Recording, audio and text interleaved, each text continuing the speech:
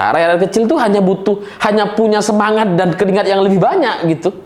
Modal mereka nggak punya, jaringan mereka nggak ada, pengetahuan apalagi mereka belajar seiring waktu.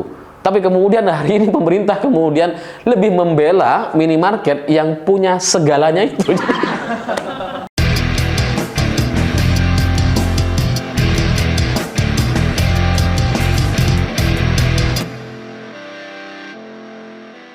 Selamat malam semuanya. Hari ini ada satu berita yang sangat-sangat lucu sekali, cukup membanggakan, tapi juga di sisi lain juga sekaligus menyedihkan, karena ini cerita terkait warung Madura yang punya visi misi buka 24 jam, hari kiamat buka setengah hari. Ini belakangan di salah satu daerah diminta agar warung Madura ini tidak buka 24 jam, dan alasannya itu karena pengusaha-pengusaha minimarket merasa terganggu, merasa kalah saing. Kebayang nggak itu? Warung Madura kemudian mampu mengganggu pengusaha-pengusaha minimarket. Ini lucu gitu, tapi juga sekaligus menyedihkan, karena yang memberikan pelarangan itu adalah pemerintah. Pemerintah seperti tidak mau berpihak kepada rakyat kecil, karena warung Madura ini kan sebenarnya warung kelontong gitu, warung yang isinya itu jualan kebutuhan hari-hari, sehari-hari, seperti misalkan samalah seperti Alfamart, Indomaret gitu ya, dan minimarket lainnya gitu, sama, kurang lebih sama. Cuma bedanya kalau di warung Madura ini manajemennya tuh loss. Nggak ada manajemen yang betul-betul kemudian sama SOP-nya di semua daerah gitu ya. Dan kemudian dari sisi tempat itu biasanya lebih ramah, lebih kecil gitu. Kalau kita ke Alfamart, Indomaret, ke minimarket kan kita bisa masuk dengan ruangan yang ber-AC, dengan lampu-lampu yang menyala gitu ya, begitu terang gitu. Nah, warung Madura ini kadang-kadang bahkan orang yang mau beli nggak bisa masuk gitu karena kecil gitu. Tapi barang-barangnya lengkap. Kita butuh apa aja diambilin gitu ya. Ada gitu biasanya. Bahkan lebih lengkap dari Alfamart, Indomaret, karena biasanya juga sekaligus menyediakan BBM. Kalau Alfamart, Indomaret kan nggak ada tuh, nggak jualan bensin gitu ya. Kalau toko Madura ya jualan bensin.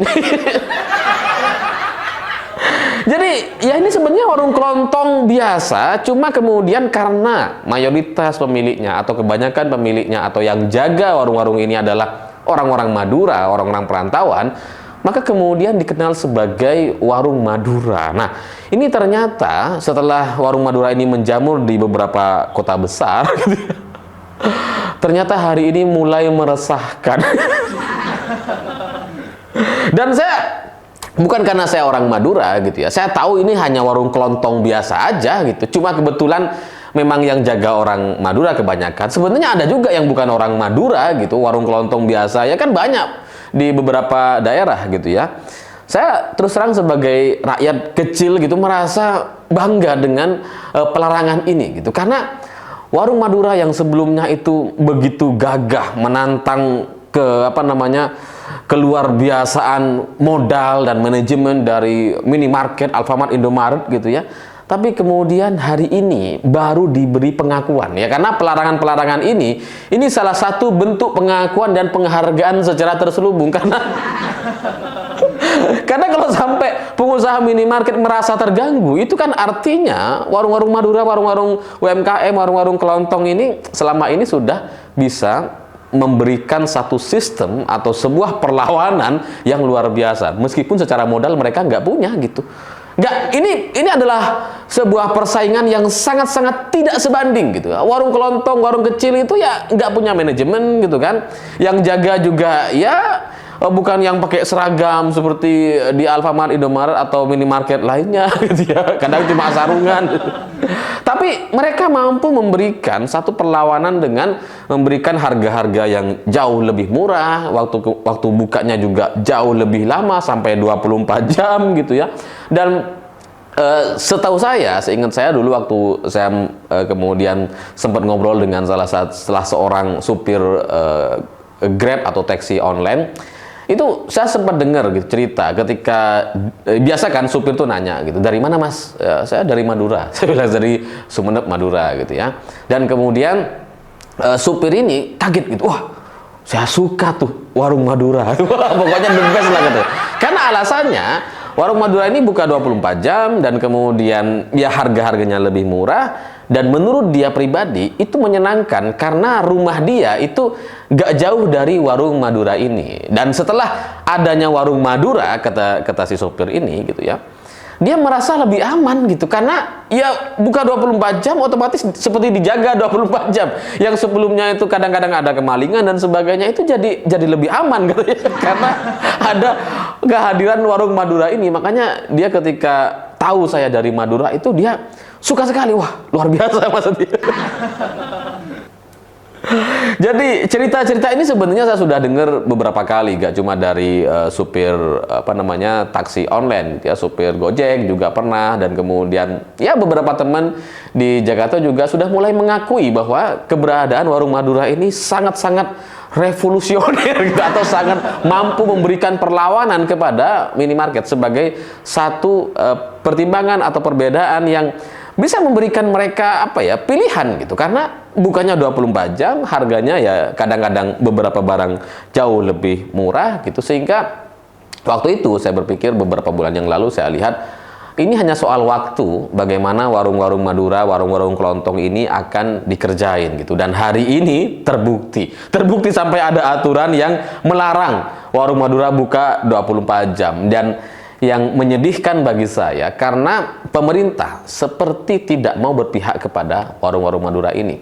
Bahkan ini dikomentari oleh Kementerian Koperasi dan UMKM. Bayangkan, Kementerian Koperasi dan UMKM membela minimarket.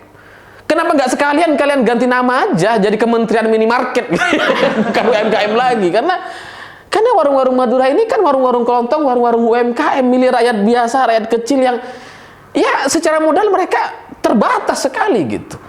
Jadi kalau sampai kemudian Kementerian Koperasi dan UMKM justru membela aturan ini, meminta warung Madura untuk tidak buka 24 jam, bagi saya ini menyedihkan, tapi juga sekaligus adalah sebuah prestasi kepada rakyat-rakyat kecil atau rakyat-rakyat yang punya warung kelontong, karena ini membanggakan sekali gitu. Bayangkan, selama ini warung-warung kecil, warung-warung kelontong di berbagai daerah itu dikepung oleh banyak sekali minimarket, Alfamart, Indomaret, sehingga kemudian membuat banyak sekali warung-warung kecil di berbagai daerah itu tutup gitu. Kalah saing dengan Alfamart, Indomaret. Itu cerita beberapa tahun yang lalu. Karena minimarket seperti Alfa, Indomaret dan sebagainya itu lebih bersih gitu ya, lebih tertata. Kalau ngantri itu cepat sekali karena kasirnya itu ya bagus gitu ya, sudah ada sistem dan manajemennya juga manajemen yang bagus, bersih, ada AC-nya, terang gitu ya. Jadi warung-warung kecil, warung-warung kelontong itu banyak yang kalah telak gitu. Kalah modal, kalah penampilan gitu, kalah tempat, yang tempatnya besar biasanya. Kalau warung kelontong kan ya nggak ada tempat parkirnya gitu ya, beda dengan Alfa dan Indomaret atau minimarket lainnya. Ini cerita beberapa tahun yang lalu, warung-warung kecil ini, warung-warung UMKM, warung kelontong atau yang biasa disebut sebagai warung Madura ini, itu beberapa tahun yang lalu kalah telak di berbagai daerah. Dan mereka nggak bisa apa-apa gitu. Apa yang bisa dilakukan oleh rakyat ketika melihat Alfa, Indomaret atau minimarket lainnya dan kemudian masyarakat justru memilih untuk berbelanja di sana? Termasuk saya juga belanja di sana sebenarnya. Ya kadang-kadang juga belanja di sana gitu, karena ya kalau pakai mobil memang lebih menyenangkan, lebih enak di minimarket. Tapi ya sekali lagi gitu ya, ketika banyak warung-warung kecil, warung UMKM ini dikepung oleh minimarket, dulu mereka tidak bisa bersuara dan tidak bisa melakukan apa-apa. Hari ini setelah minimarket dan kemudian Alfamart, Indomaret menjamur di mana-mana, dikepung sama warung Madura, kenapa baru sekarang kemudian pemerintah turun tangan? Kenapa nggak dari dulu-dulu gitu? Kita itu sudah kalah telak sejak lama gitu. Soal manajemen kalah, soal modal ya kalah orang ini UMKM gitu. Tapi waktu itu apa yang dilakukan oleh pemerintah? Kan nggak ada. Membiarkan begitu saja gitu ya. Bahkan memberikan izinnya lebih banyak lagi dan dan kita sampai nggak bisa berbuat apa-apa. Lah kok sekarang mau bicara soal keadilan dan regulasi untuk apa? Sejak awal ini sudah nggak adil, sejak awal gitu. Jadi secara manajemen keuangan, modal, tempat, fasilitas, kemudian pengetahuan SDM orang-orang yang jaga nggak seimbang sama sekali. Warung-warung kecil, warung-warung Madura itu nggak pakai seragam, nggak pakai parfum, ya wajahnya ya biasa aja, nggak yang skincarean dan yang nggak punya SOP yang baik seperti Alfamart, Indomaret atau minimarket lainnya. Tapi kenapa kemudian dengan semangat atau usaha-usaha yang dilakukan oleh rakyat kecil ini hari ini kemudian seperti dihalang-halangi atau diminta untuk bersaing secara sehat, padahal sejak awal nggak sehat gitu. Dan yang menyedihkan bagi saya, ini warung-warung kecil atau warung-warung kelontong, warung Madura ini kan orang-orang yang hanya ingin menyambung hidup. Ini mereka bekerja siang dan malam bukan karena mereka suka, karena mereka nggak tahu caranya memberikan perlawanan yang setimpal. Mereka nggak bisa gitu. Mereka kalah modal, kalah jaringan, kalah barang-barang, kalah tempat, kalah manajemen, kalah semuanya. Lalu kalau kemudian hari ini mereka bertarung untuk kemudian lebih kuat, lebih lama gitu ya, dengan mengandalkan keringat yang lebih banyak, dengan waktu atau konsentrasi yang lebih berat dibandingkan minimarket, dengan buka 24 jam, itu kan cuma modal satu-satunya yang dimiliki oleh rakyat kita. Rakyat kecil itu hanya punya semangat dan keringat yang lebih banyak gitu. Modal mereka nggak punya, jaringan mereka nggak ada, pengetahuan apalagi mereka belajar seiring waktu. Tapi kemudian hari ini pemerintah kemudian lebih membela minimarket yang punya segalanya itu.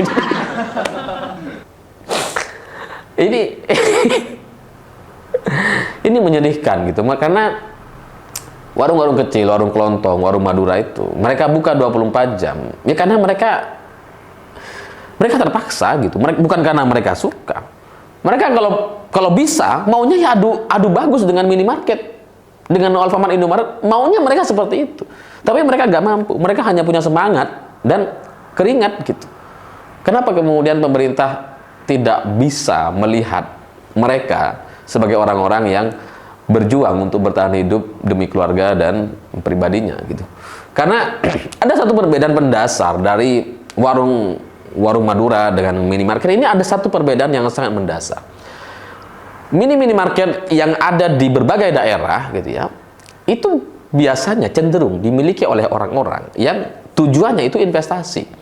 Mereka punya uang, mereka punya dana yang besar, dan kemudian mereka ingin mendapatkan keuntungan dari dana yang mereka miliki, atau minimal dana yang mereka miliki itu tidak ngendap atau tidak menjadi uang yang hanya tersimpan di rekening bank. Mereka ingin mengusahakannya untuk kemudian ya dengan harapan ada hasil. Kalau pengusaha minimarket ini kemudian tidak hasil atau ada kerugian, mereka tetap bisa makan.